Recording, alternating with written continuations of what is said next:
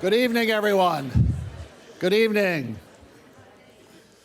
Well, it was a nice night to provide pizza, so we didn't have to go out in what I just came in from was some really heavy rain for a while, and I think more is on the way. So, well, I hope everything's going well. I see from the video in there, we're at the midpoint of the summer, and it's all downhill from here.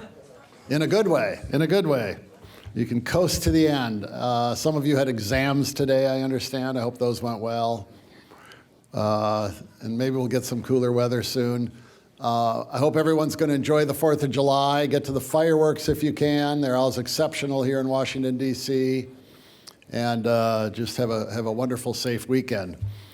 Tonight is one of my favorite evenings of the summer. It is this year, the 2025 Neal B. Freeman Lecture. The annual lecture is intended to recognize courageous and eloquent oratory that enriches the exchange of ideas in the public square. Neal Freeman was an award-winning journalist, author, and entrepreneur who served on the TFAS board from 1998 to 2002 and continued to advise us in many capacities after that as a trustee emeritus. Among his books are Skirmishes and Walk With Me, An Invitation to Faith. He had a distinguished career that included serving as the producer of the longest-running PBS television program, Firing Line. Delivering our Freeman Lecture tonight is Lord Daniel Hannan of Kingsclear.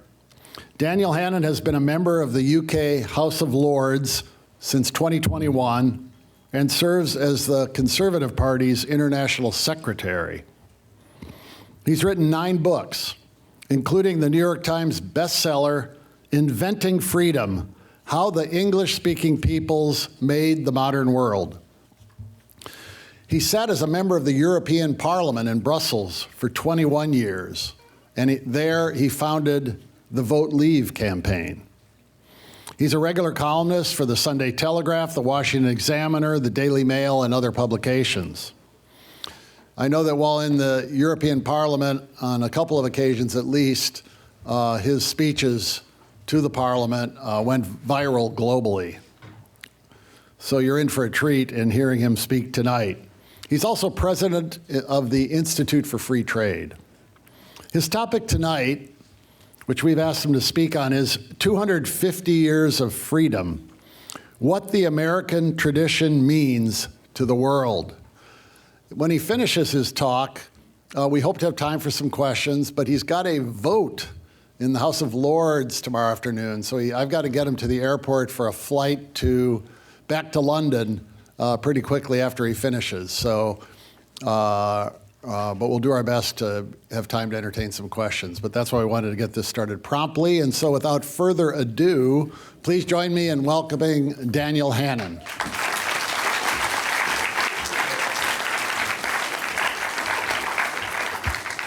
Well, Roger, thank you very much. And ladies and gentlemen, good evening. I'm here to talk about the Declaration of Independence and what it means to the rest of us, but I was hit by a moment of sudden enlightenment today, an epiphany, a moment of gnosis, if you will, which is, I reckon we left because of the weather. I mean, I was sweltering this afternoon just before the thunderstorm broke, and I suddenly understood why it was that the British thought, well, you know, we can find somewhere more clement than this. We'll carve out a different empire somewhere less harsh. And so as they sweltered under the slowly swaying punkahs in Bengal, or as they trekked across the searing sands of the Sudan, or as they marched over the dry, patched red earth of the Australian outback, they consoled themselves with the thought that it was still a lot more temperate than the banks of the Potomac in July. So, but I wanted to take you back actually to a different July, and this one not here, but in the old courthouse in Philadelphia. And I want you to imagine this time of year, the hot light streaming through those tall windows into that old brick building. and the greater intensity of heat inside because of what was happening. As the men felt their stockings sticking to their legs, as they felt beads of sweat from under their powdered white wigs, they understood that they were on the cusp of doing something of planetary significance. There was, as it's reported, a little moment of silence before the signing, and then John Hancock was the first, wasn't he? He wrote his signature in an enormous, big swirl. He said, "I want old King George to be able to read this without his spectacles." And in that moment, the world experienced a little secular miracle. A dream of freedom was turned into a functioning nation. A nation that attracted tens of millions of settlers from every continent and every archipelago, and went on to plant its flag on the moon. A nation founded in an idea that went on to carry the loftiest hopes of all mankind. One way of judging the success of the US Constitution is its sheer longevity. Do you know, one of the things that has always astonished me about this country is how Americans persist in thinking of it as a young country. They are attached to this idea of themselves as rough frontiers people. But actually, just as a nation state, this is, definitely in the older bracket. Older, of course, than anywhere else in the Western Hemisphere, older than almost anywhere in Africa, most places in Asia, actually older than most countries in Europe, older than Italy, older than Germany, as a nation, right? If we mean as a regime, one continuous form of government, then you're probably able to count with your fingers the states that are older than this one. And I want you just to dwell on that for a second. I was born in Lima, Peru, in my native South America. There have been, in the time that you have had one constitution, there have been more than 200. Right?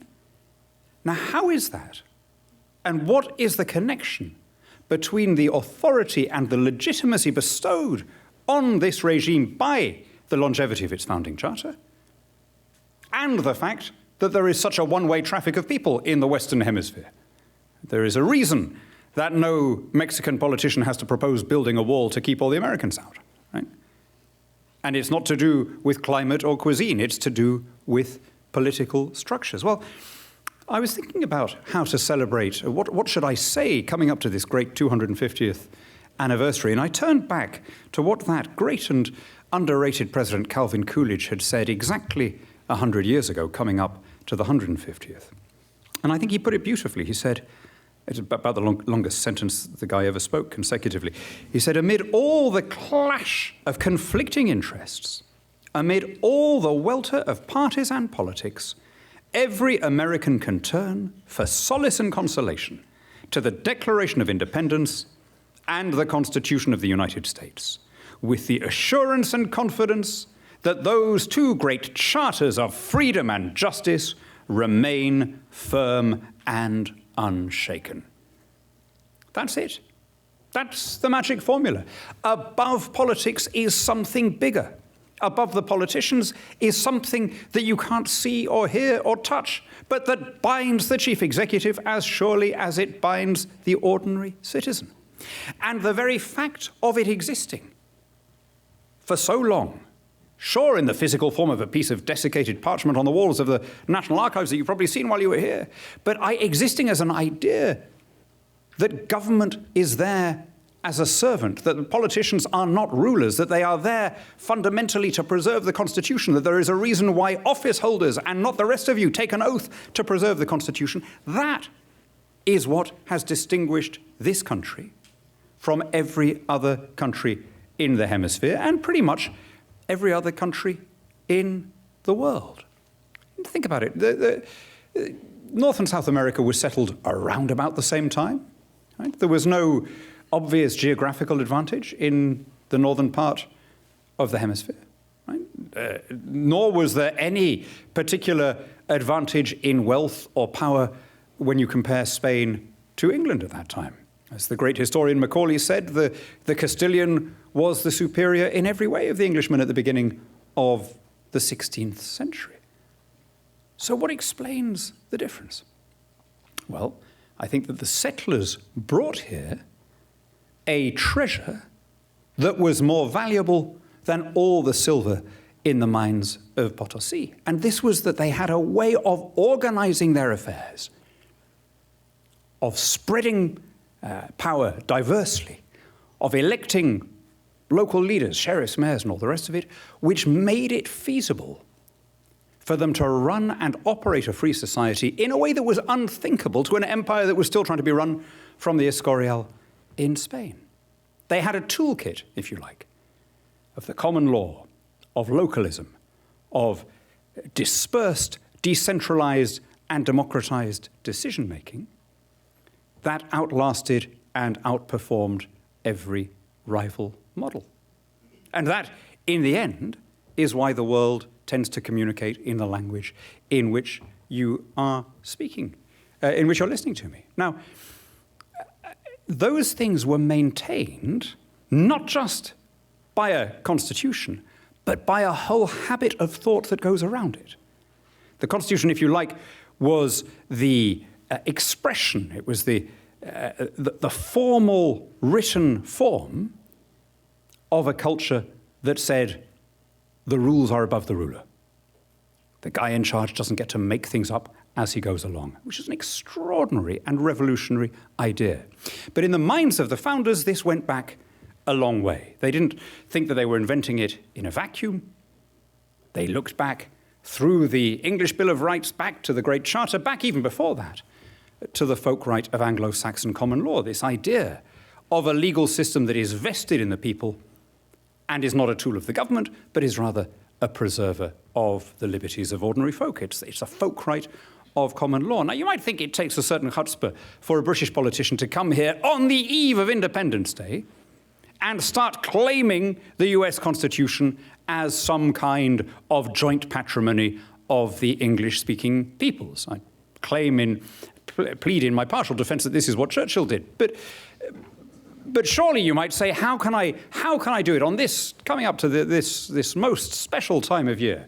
I mean, after all, didn't Paul Revere thunder through the townships of eastern Massachusetts, warning everyone that the British were coming? And didn't Washington cross the Delaware, waving that great Stars and Stripes flag, and establish an independent country? Well, actually, as a matter of fact, no, neither of those things happened, at least not in the way that they are remembered. Think for a second about the flaw in the Paul Revere story, right? And we've all known the story since the poem, right? That he rides out saying the British are coming and everyone gets ready and there's the confrontation and the shot is heard around the world.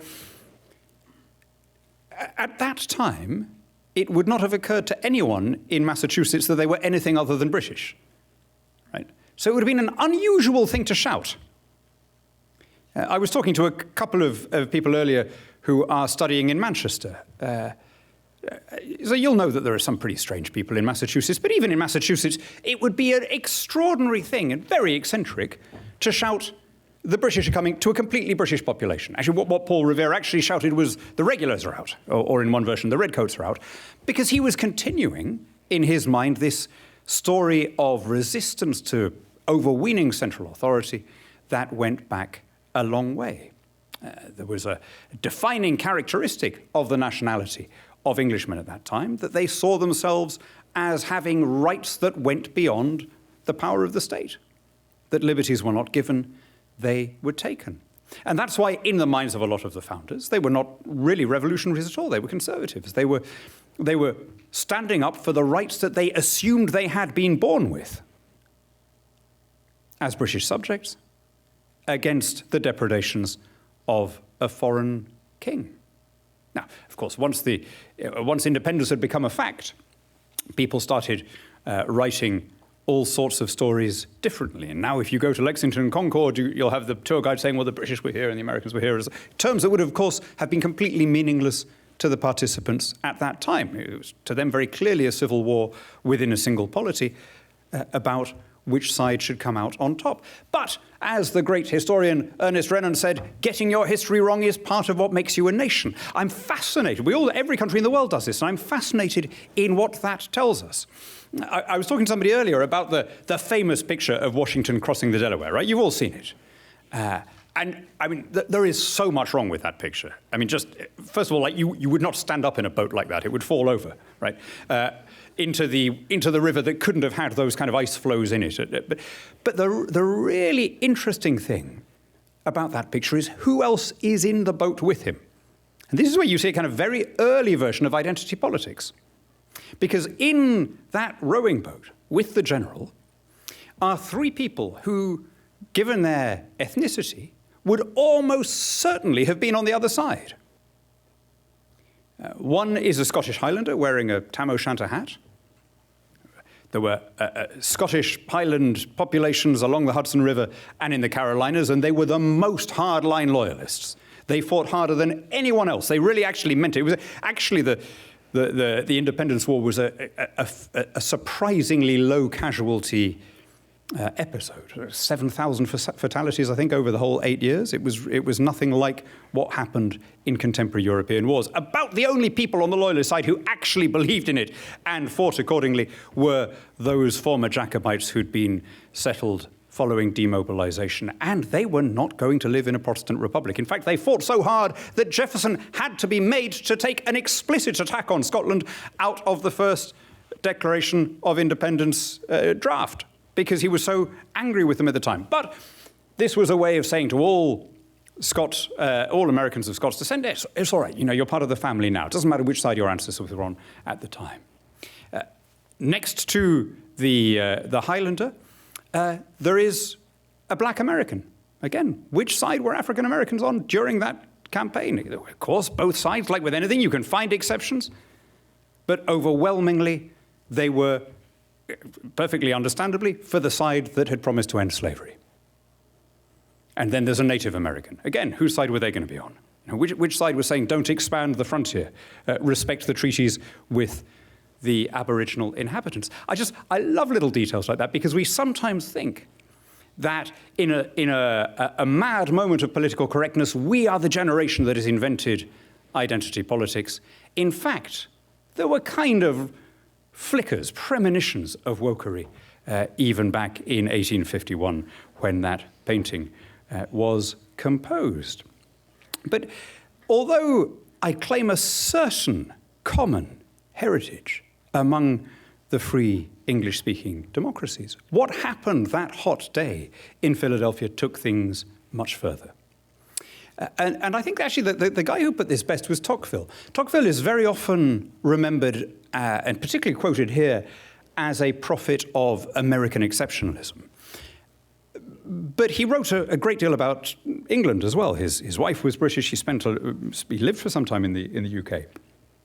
And his great theory was that the populations who had come from the old world to the new were able to forge kind of exaggerated forms of their old societies in the air of the Western Hemisphere. So in his view, just as Spanish America replicated and intensified the ramshackle corruption of Philip's Spain, and just as French America, as he saw it, exaggerated the seigneurialism and obscurantism of Bourbon France, so English America, as he always called it, was more libertarian and more localist and more republican because people had the greater freedom in the wide spaces of the New World. As he put it in what I've always thought is one of the most touching lines in his whole canon, he said, "The American is the Englishman left to himself." And that really was the formula that made this extraordinary document and has preserved this extraordinary republic for 2.5 centuries. A lot of it was a happy accident of timing. The US happened to draw up its foundational documents at the moment when there was maximum emphasis in Western political thought on the rights of the individual, on freedom and property. All states, all unions grow according to the DNA that is encoded at the moment of their foundation. I'll illustrate this by drawing a parallel between the founding documents of this republic and those of the European Union. You heard Roger say in introducing me that I served as a member of the European Parliament for 21 years. Declaration of Independence, all of you know, promises life, liberty, and the pursuit of happiness, right? The EU's equivalent, which is called the Charter of Fundamental Rights and Freedoms, guarantees people's rights to strike action, affordable housing, and free healthcare. The one document is about general principles, about the rights of the individual and the limitations of government. The other presumes to set policy on absolutely everything from space exploration to the status of asylum seekers. The US Constitution, with all of its amendments, is 7,200 words. The EU Constitution became the Lisbon Treaty, was 164,000 words. And a really interesting thing is to contrast the way in which those two documents were ratified. The US Constitution came into effect following ratification individually in the 13 member states, or at least in most of the 13 member states. I think North Carolina and Rhode Island held out for a little bit until they finally fell into line. The EU began by saying, we will do the equivalent, which is to have referendums, a kind of modern version of the Constitutional Convention. But they found that people kept voting against it. It was rejected in referendums in Ireland, in Denmark, in France, in the Netherlands, and they then imposed it anyway. And the reason for this is because deep down, this republic, being founded in a struggle against a distant and authoritarian government, had a natural sympathy for the diffusion of power, whereas the EU, coming out of the Second World War, had a distrust of democracy that was associated in its founders' minds with fascism and war, and therefore had this converse idea that power should be vested in officials who were immune to public opinion and invulnerable to the ballot box. You are very lucky. Imagine if you were drawing up the US Constitution today, or imagine if you were drafting the Declaration of Independence today. I humbly submit that it would not be the same sublime and elevated set of documents that are hanging there on the wall in the National Archives. Keeping that promise is a constant task. It's not like those original signatories did it once in 1776 and that's it. Things very easily devolve. Things revert to the mean. And it falls on every generation to do its bit. It's as though you've inherited a repairing lease. You've been fortunate enough to inherit this extraordinary constitutional structure that has made this rich, prosperous, free country, that has attracted people and continues to attract them. The in queue is a lot longer than the out queue here, right? But there is a commensurate responsibility to say, just as we have inherited this accreted work of past generations, greater than any single generation could have completed on its own, so we should add to it and improve it and try and pass it on in a better condition. And we should do so by sticking to the fundamental principles which were enshrined, that all men are created equal, that they're endowed by their creator with inalienable rights, the idea that government is by consent, that every individual is due dignity and freedom, and that politics is about reason, about empiricism, that the truth is not something that is handed down by a political or clerical elite, but is something that you can reach through science, through the scientific method, through logic and argument, and you can change people's minds with reason. Now, I've got to ask, how well is that repairing lease going? Do you feel that those things are still being kept up? The idea, for example, of complete equality.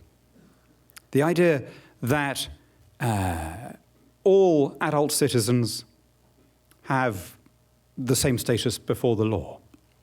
See, that's something that I think has to be taught. I don't think that comes naturally. I think the idea of the dignity of every individual, free from their clan or tribe, free from their ancestry or caste, is something that in the sweep of history is exceptional and requires a process of acculturation and education, because we will otherwise slip back into what every pre-modern society was, which is one based on vendetta and tribe. Are we doing that now? I wonder whether in the last 5 or 10 years, some of our schools have not been doing the opposite, have not been encouraging the idea that we are, in fact, defined by accident of birth or caste or physiognomy, have been teaching you that the most important thing, or the most relevant thing anyway, about you is that you're white or female or whatever it is.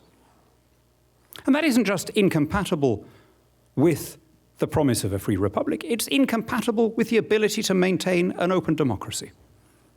Yesterday was the 95th birthday of the great economist Thomas Sowell. He made the sublime observation that you cannot maintain an open society on the basis that two babies arriving in this world on the same day come into it with a set of pre-existing grievances.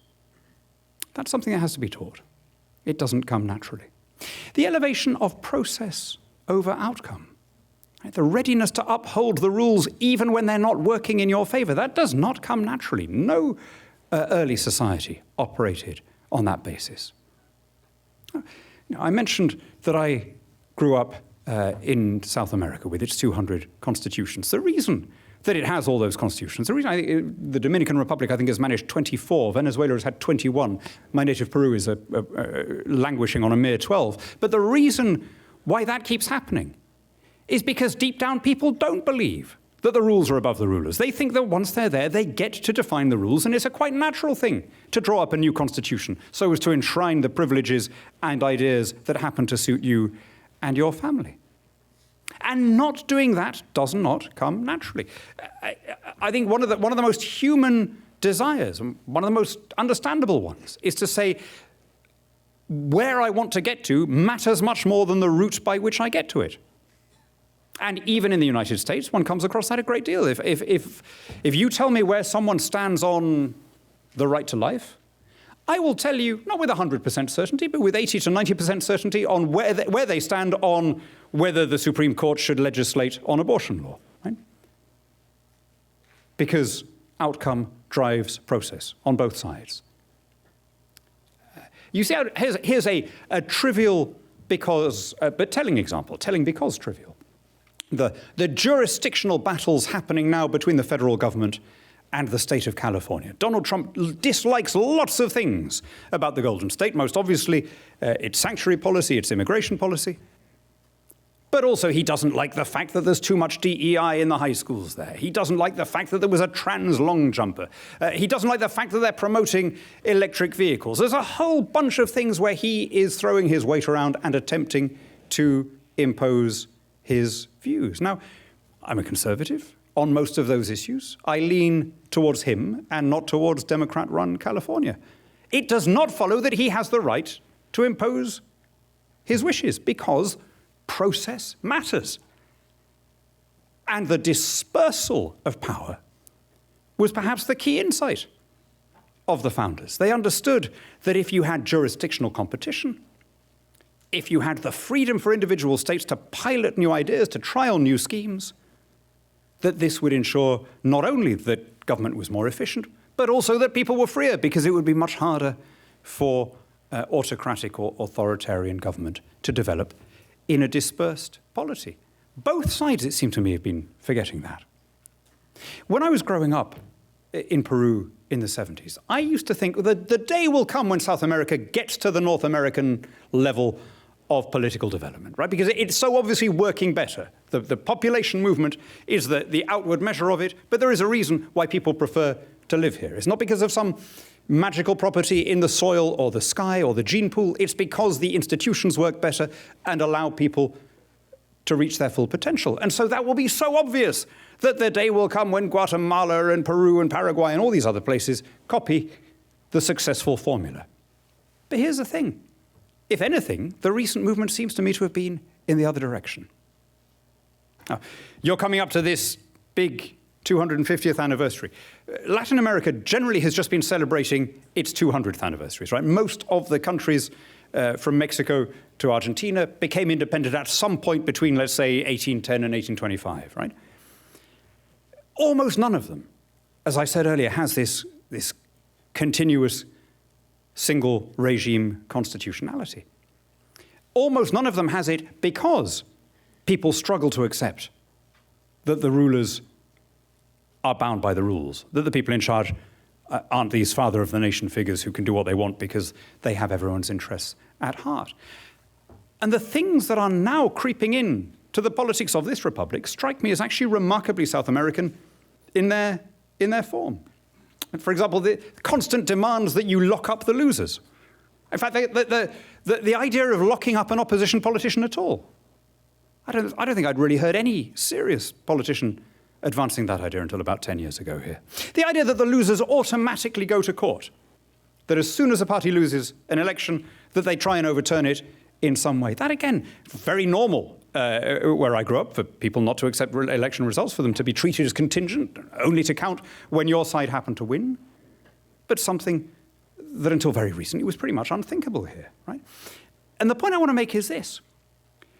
The strange thing is not that people should only care about elections when they win. It's that for the previous 250 years, you amazingly managed not to do that. That people really did give their loyalty to an idea, an invisible, intangible concept, rather than to the flesh and blood leader of their party, of their faction. And the reason that that happened for as long as it did is because there was a process of education. There was a process of explaining to people constantly why that mattered. I want to leave time for questions, so let me end with a story about why this matters to the whole world and not just to the US. I want to take you back this time to yet another summer, but this time to an August day in 1941. It was the day that Franklin Roosevelt made the longest walk of his presidency.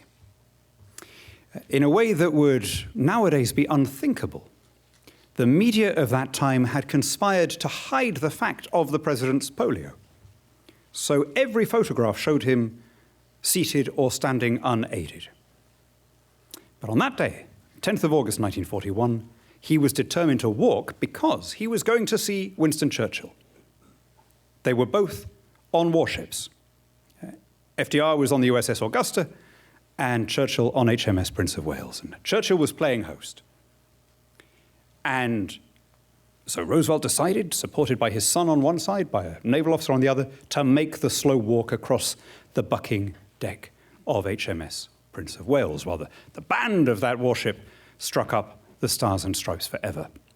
And what happened afterwards was the most perfect illustration of what bound the English-speaking peoples together and of what made the Allies the good guys in that war.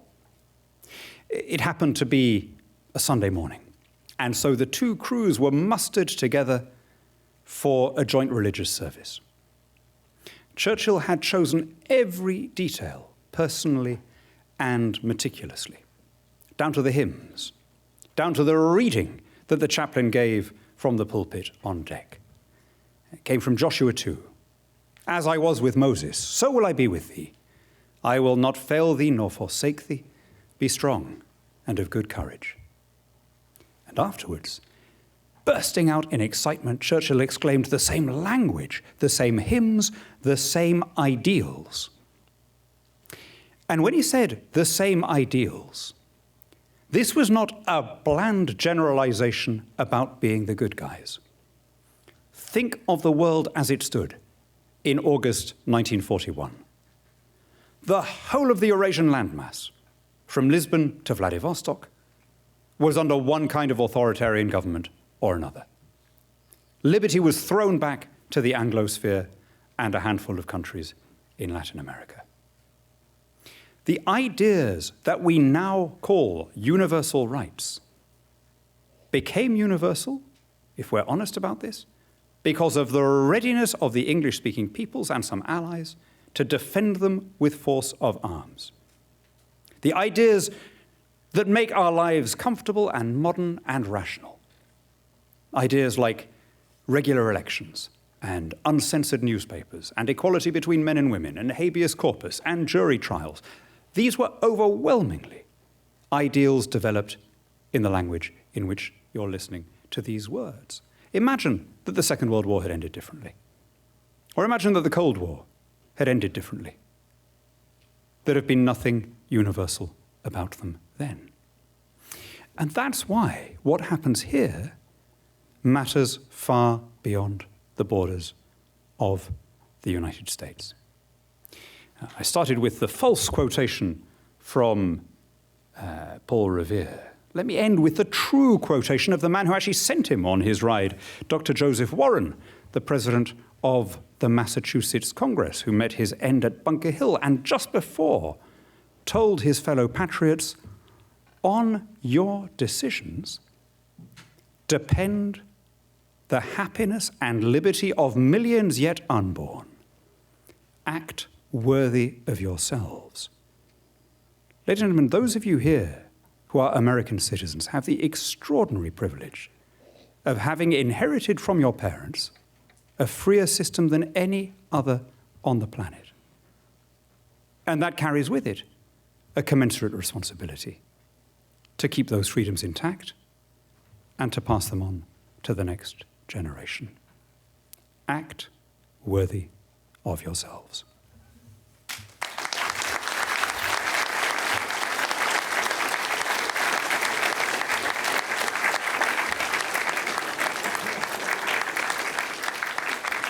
So we've got a little bit of time for questions. Two microphones, one over here and one over there.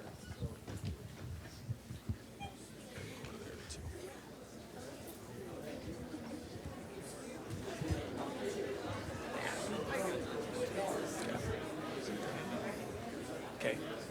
Yeah. Yep. Should I ask the question? Thank you for your talk. I read your book, Inventing Freedom, in middle school, and I've been an Anglophile ever since. I must confess, it seems like Brexit was kind of a mistake in hindsight, because it seems like the libertarian case for Brexit made by intelligent people like yourself was that Britain would deregulate its labor and product markets, it would sign a bunch of trade deals, and basically become the Singapore of Europe. This evidently hasn't happened, and so with the benefit of hindsight, do you think Brexit was a mistake? It hasn't happened yet. That doesn't mean it's not going to happen. It's a good question. I have been very disappointed by the pace of change. We have been much slower than we should have been to seize both the deregulatory opportunities and the commercial opportunities. We are, I think, the only country to have had any kind of trade deal with the US since, what was it, the 2nd of April, the Liberation Day tariffs. Nonetheless, it's not, it's only a stopgap deal, right? It's a temporary arrangement pending what we hope will be a fuller trade agreement later in the year. Nonetheless, with all of that, we have made some significant steps to have a regulatory regime that more suits our conditions and needs. We've particularly diverged from the EU in the field of tech and AI. When I got my smartphone, it has the Apple Intelligence function on it. None of that is possible in the European Union, which has gone in a much more protectionist direction. We've diverged on things like gene editing. I'm hopeful that we will get a decent trade deal with the US, but in the meantime, we have got a very extensive trade arrangement with the Pacific countries, the 13 nations of the Trans-Pacific Partnership. We are the first country to have signed a really serious trade deal with India. So the proof, I guess, is this. Although the current government is staffed and run by people who didn't just campaign against Brexit, but who spent the next 3 years trying to get us back in, now that they're in office and have seen how it works, none of them is actually proposing to go back in. So in that sense, I think the proof is in their behavior.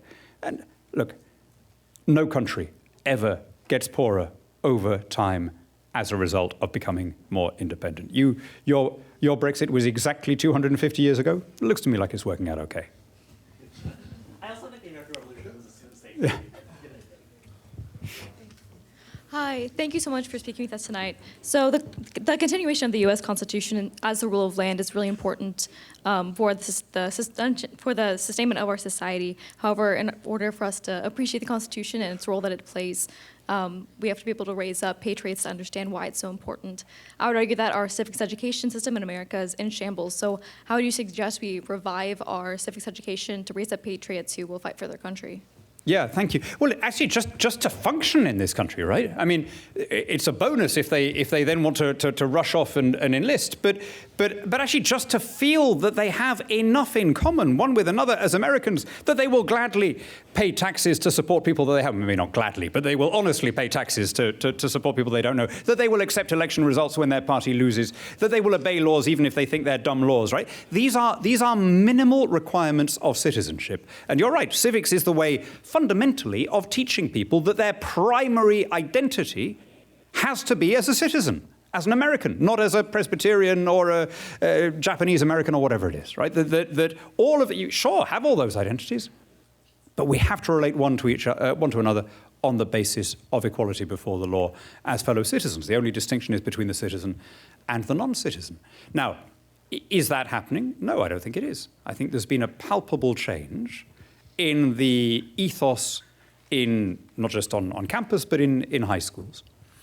And I don't see that turning around in a hurry, which is why organizations like this one become so important. Right? Somebody has got to pick up the slack. Somebody has got to convey what, until an eye blink ago, would have gone without saying in this country. It was not a partisan thing. It wasn't something that was questioned. Of course, you needed to have enough in common one with another to accept government from each other's hands if you wanted to be a functioning and successful nation. The US has been unbelievably successful at integrating people from every corner of the world into a vision of shared nationality and identity. Right? Very few countries in Europe, or indeed anywhere else, have managed to do that in the same way, to get this sense of shared patriotism. Doing that means you've got to be kind of pretty blatant about telling people what it is that they are integrating into, right? And the things that the Euro sophists sneer at most, the expressions of American patriotism that make Europeans most uncomfortable, the 4th of July fireworks and the bunting and the flags and so on, that's what makes it so easy for any newcomer to understand what the deal is. Now, I may differ from some people in the audience here. I actually am a great Reaganite on immigration. The Gipper had a lovely phrase once where he said, every immigrant makes America more American. Right? There's very few countries where you could say that. And it wasn't even controversial when he said it. Everyone thought it was a beautiful phrase, but nobody really disagreed, right? Imagine any leading politician daring to stand up and express that sentiment now.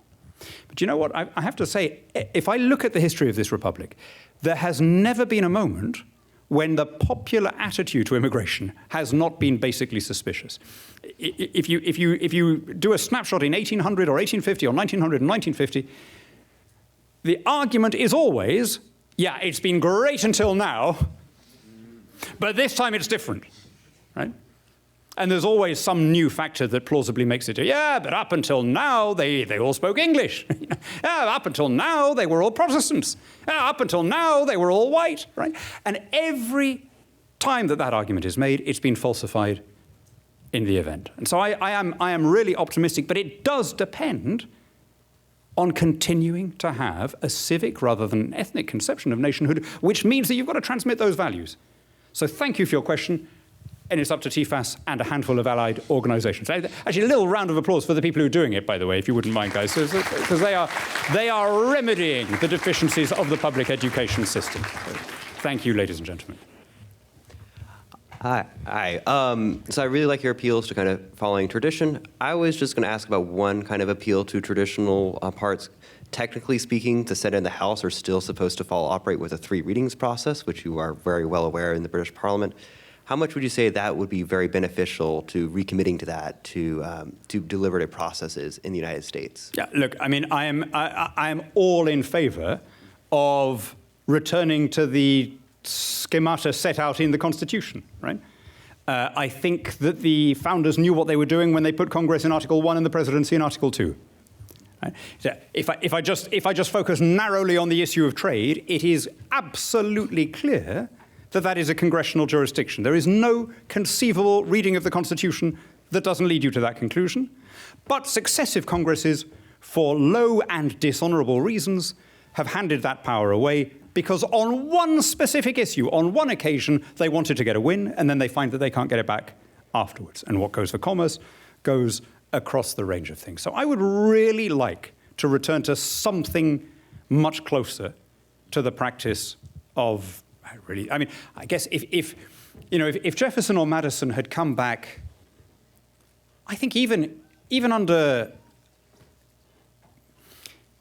Grover Cleveland, they'd have still recognized the system. Right? I think it started to diverge a bit under the first Roosevelt, and it then diverged a lot more under Wilson and so on, and now it would be almost unrecognizable. And I find it hard to improve on the great P.J. O'Rourke, who said, yeah, the Constitution may be an imperfect document, but it's a hell of a lot better than what we've got now. Yeah. So after Pope Francis died and through conclave, it seemed like a lot of the media attention was on what was happening with the Catholic Church.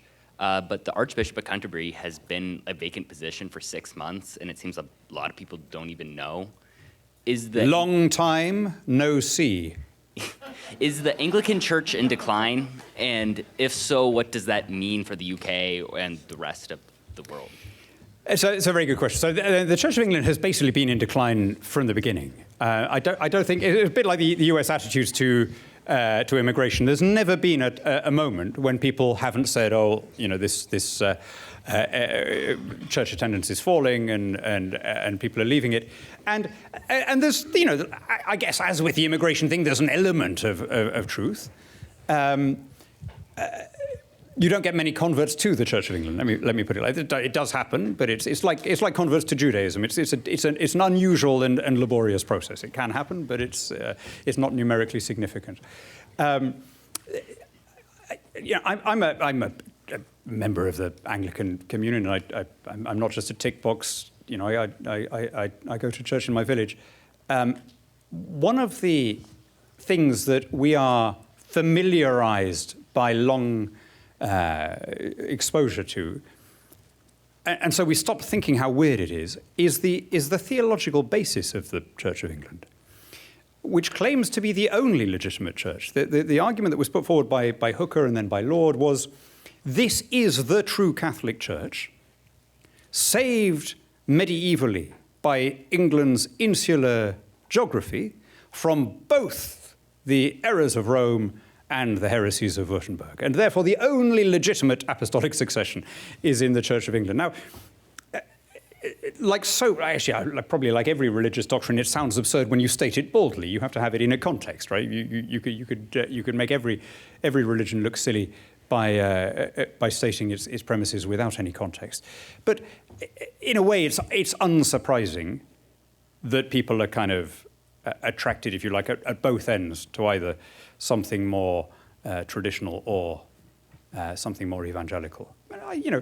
Like I say, people have been saying this for a very long time. I think the last time that that Rome and Canterbury was simultaneously empty must have been at the time of William III in the 1690s. So there you go. It doesn't happen very often. Yeah. First, I want to thank you for your speech today. I think it was probably one of the more pro-American speeches that I've heard from a lot of the speakers I've had at my school. So my question has to deal with sort of intellectual pluralism, and I feel like a lot of people are concerned that intellectual diversity is dying out on college campuses, especially amongst the more elite universities. Is that also the case in the United Kingdom in your experience, from your analysis?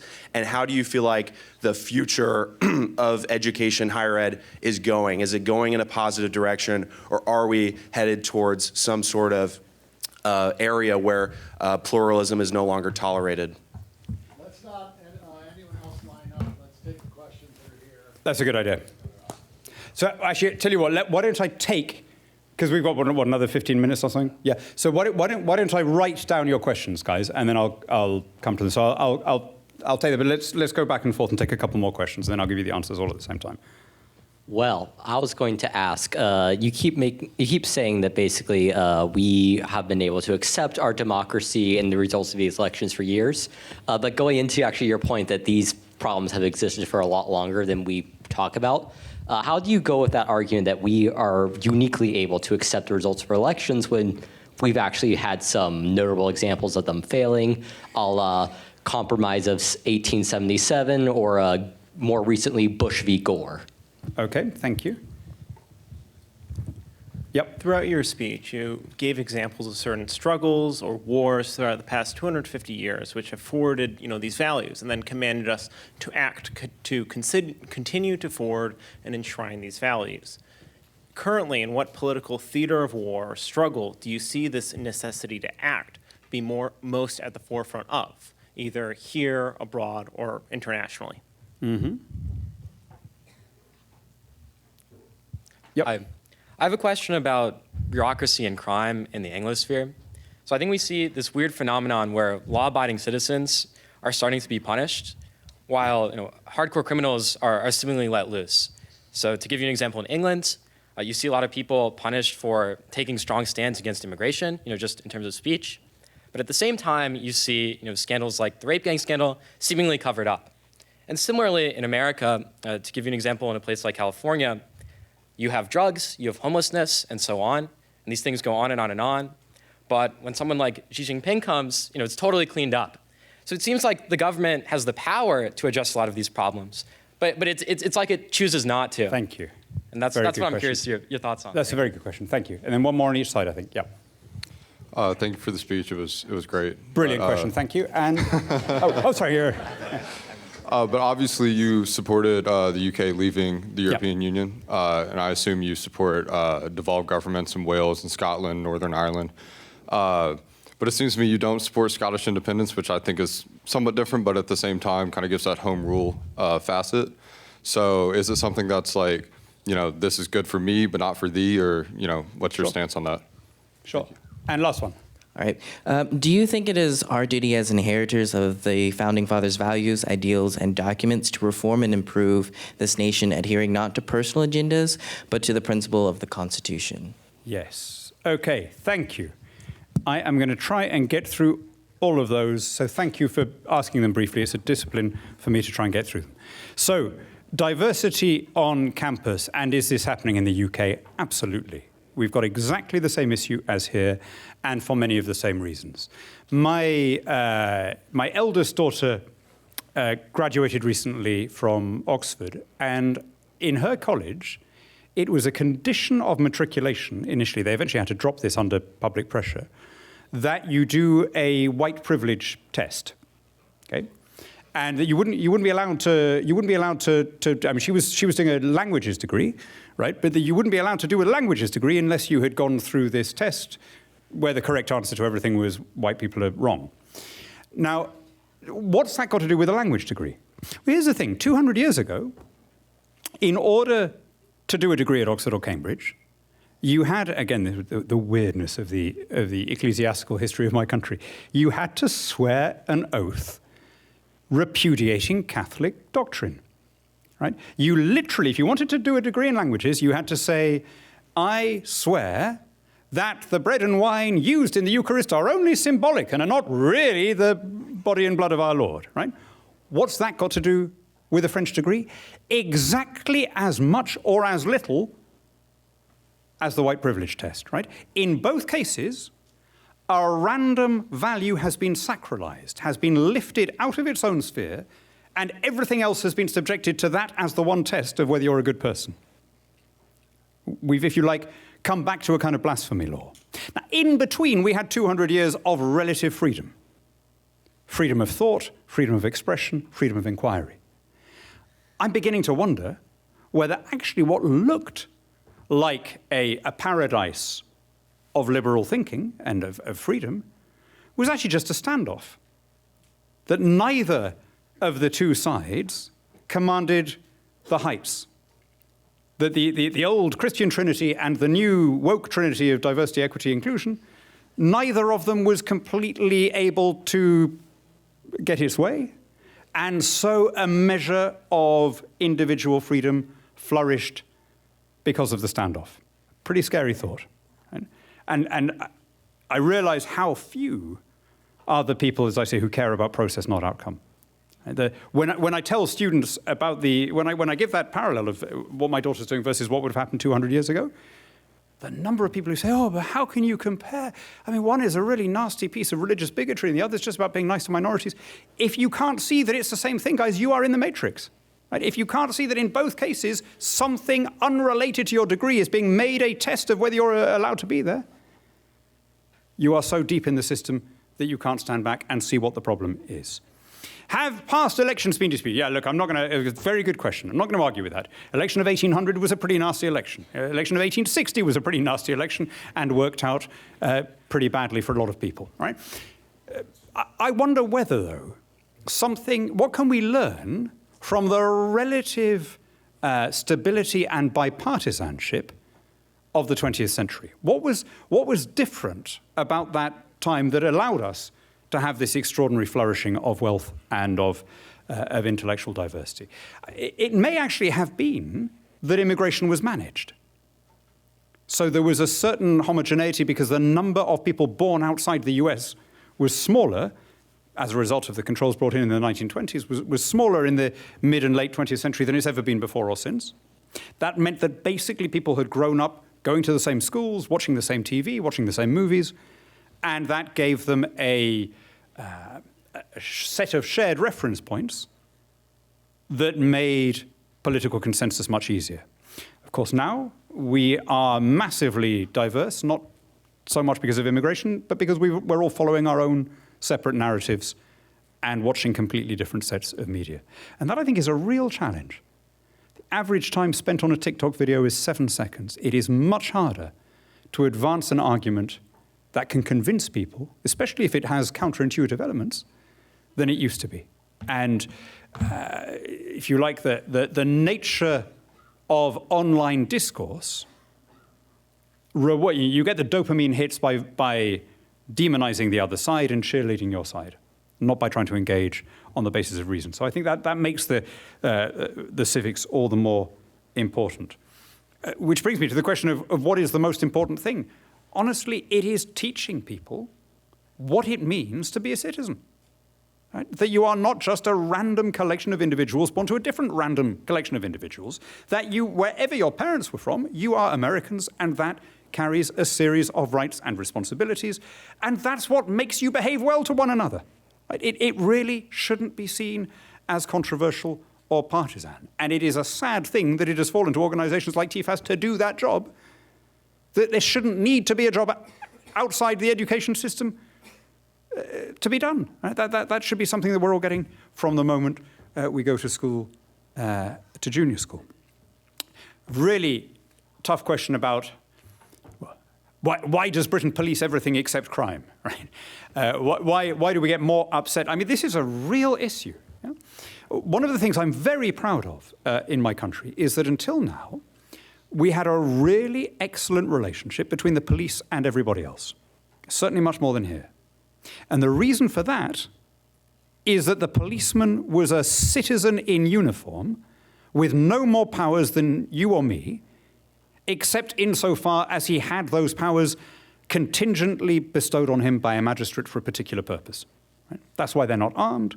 That's why they don't have any extra stop and search powers or anything else. Right? And that worked really well as long as they were seen to belong to the country as a whole. It's like jury service. The police are kind of part of us, not part of a state that's imposing its will, as was the case in a lot of Europe. And the real danger of arresting people because you don't like their opinions, or of treating them differently because you don't like their opinions, is that the policeman becomes a uniformed agent of state ideology, and that relationship is gone. And we are perilously close to that moment. And I'm afraid we're seeing again the difficulty that people have of caring about process when they favor a particular outcome. So in your question, you gave the examples of people being arrested and indeed in one notorious case imprisoned for expressing pretty nasty views, but nonetheless views in an online forum about immigration or about multiculturalism. We then just had last week a couple of cases of rap musicians, if you like, inciting, but from the other political direction. A group called Kneecap from Belfast, who at a concert was saying, "Kill your MP. If you've got a Conservative MP, kill him," which, is arguably incitement. And then there was a show a couple of days ago at Glastonbury, the guys who have just been banned from coming into this country, a group called Bob Villain, who are a pair of guys who are both, one's called Bobby Villain and one's called Bobby Villain, spelt differently. And of course, they come from perfectly comfortable middle-class homes in Ipswich, and but like all these rappers, right? But they were leading this chant of death, death to the IDF, or in their dialect, deaf, deaf, which kind of rhymes, deaf, deaf to the IDF, as though, you know, in favor of hearing impaired people joining the Israeli armed forces. Now, in my view, all of that stops short of actual incitement. Because for me, I would set the bar very high at incitement. You have to show that there is a real intention of inciting somebody. And the idea that a stoned attendee of Glastonbury is going to jump on the next flight to Ben Gurion and attack the first IDF person because of that cry, I think is implausible, right? But the usual free speech absolutists, because it's on the other side, the ones who are the most upset about people being imprisoned for what they said about immigration or the Southport riots, are saying, oh, well, now you've got to lock these guys up as well. Well, how about this? How about a world where we don't really lock anyone up because of expressing an opinion, unless it actually crosses the line? For me, incitement is saying, why don't we all go around to so-and-so's house and, smash his windows? And people do it, right? That's an actual case of incitement. Right? Me behind my window, or behind my steering wheel in frustration saying, why doesn't somebody kill the guy driving that Mercedes? That is not incitement. I may have used the word, but I'm not expecting anyone to go and, tie a weight around his ankles and throw him into the sea, right? So we need to, I think, we need to err on the side of privacy and on the side of freedom, and we are a very long way away from that. I'm going to rush through this, but the point about Scotland and Brexit and self-determination. Look, self-determination means exactly that, right? People can self-determine to be part of a bigger unit or not. So the short answer is I was strongly in favour of having referendums on both issues, and I was strongly in favour of upholding the results of both referendums. Had Scotland voted for independence, I wouldn't have questioned that for a second.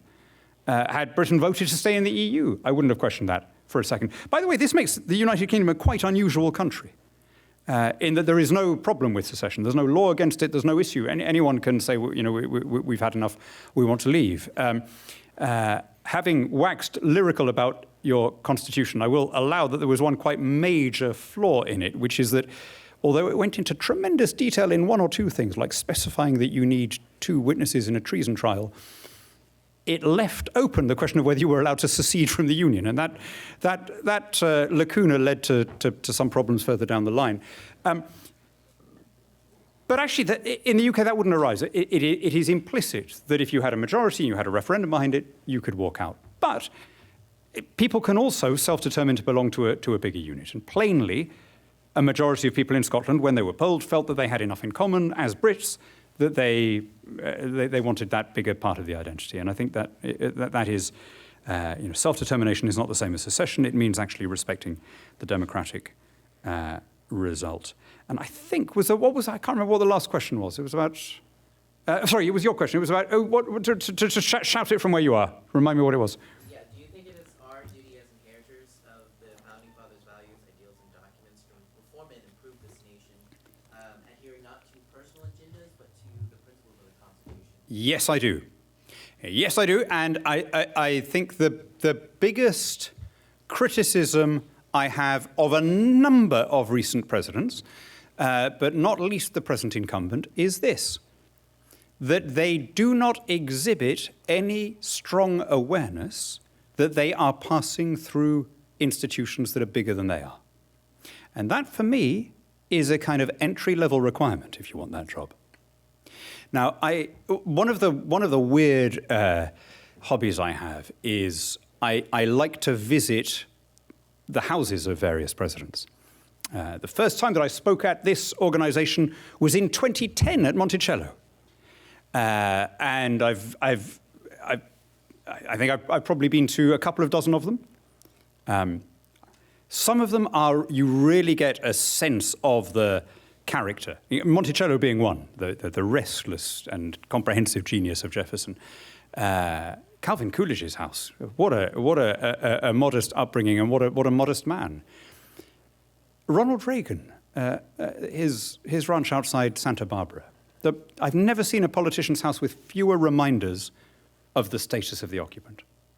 All the others that I've been in, you've got photographs of the guy or girl with kings and popes and presidents. This was a little house that he'd built with his own hands with a collection of cowboy novels. And as I walked through it, I thought, this is what the founders really wanted. This was the ideal of a citizen president who couldn't wait to get away from this city and go back and get on his horse and be an ordinary citizen, right? Now, I don't want to intrude into present politics, but I think we are some way from that at the moment. And I would love to restore that sense, right? That your oath of office is not just a pro forma form of words. It's a serious and important commitment to uphold the most successful constitution on the planet. And all of you, by the way, all of you can play a part in this because you can make it clear that you're going to vote for the people who think that whatever party they're in, you want people who believe in the letter and spirit of the Constitution, the localism, the dispersal of power, the elevation of process over outcome, etc. Like I say, in a democracy, we get the leaders we deserve. And if people just want to mobilize state power against people that they don't like, well, they're going to get leaders who do that for them. So thank you all very much. Please don't think me rude, and I can't even call it a democracy because I'm in the unelected upper house, but I do have to get back for a really important vote. So I'm going to tear off to Dulles Airport now. But thank you and enjoy the rest of the program.